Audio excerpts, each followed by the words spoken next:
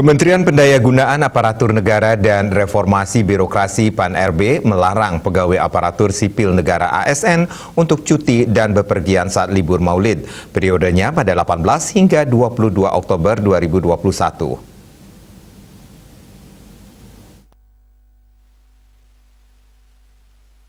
Kemenpan-RB dalam laman Instagram resminya di Jakarta menjelaskan larangan itu berdasarkan surat edaran Menteri Pan-RB nomor 13 tahun 2021. Menurut kalender 19 Oktober nanti adalah Maulid Nabi, namun libur peringatannya adalah pada 20 Oktober 2021.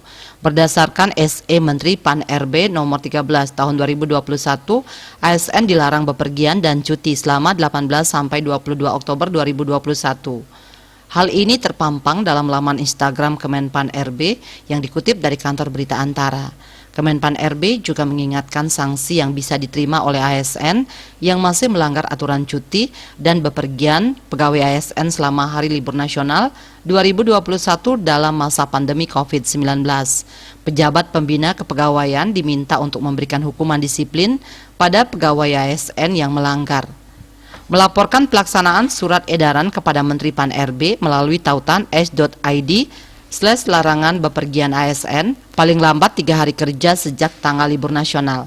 Namun demikian, larangan kegiatan bepergian dapat dikecualikan bagi ASN yang melaksanakan tugas kedinasan WFO yang tentunya berpedoman kepada aturan-aturan dan ketentuan yang berlaku.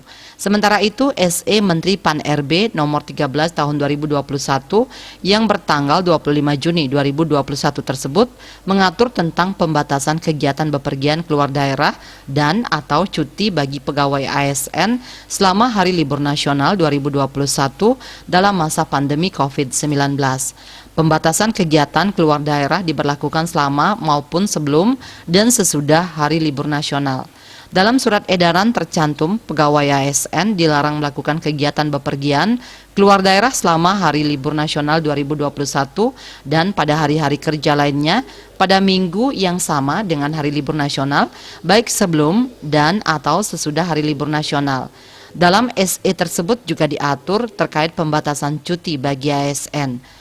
ASN dilarang mengajukan cuti pada saat sebelum dan atau sesudah Hari Libur Nasional pada minggu yang sama dengan Hari Libur Nasional.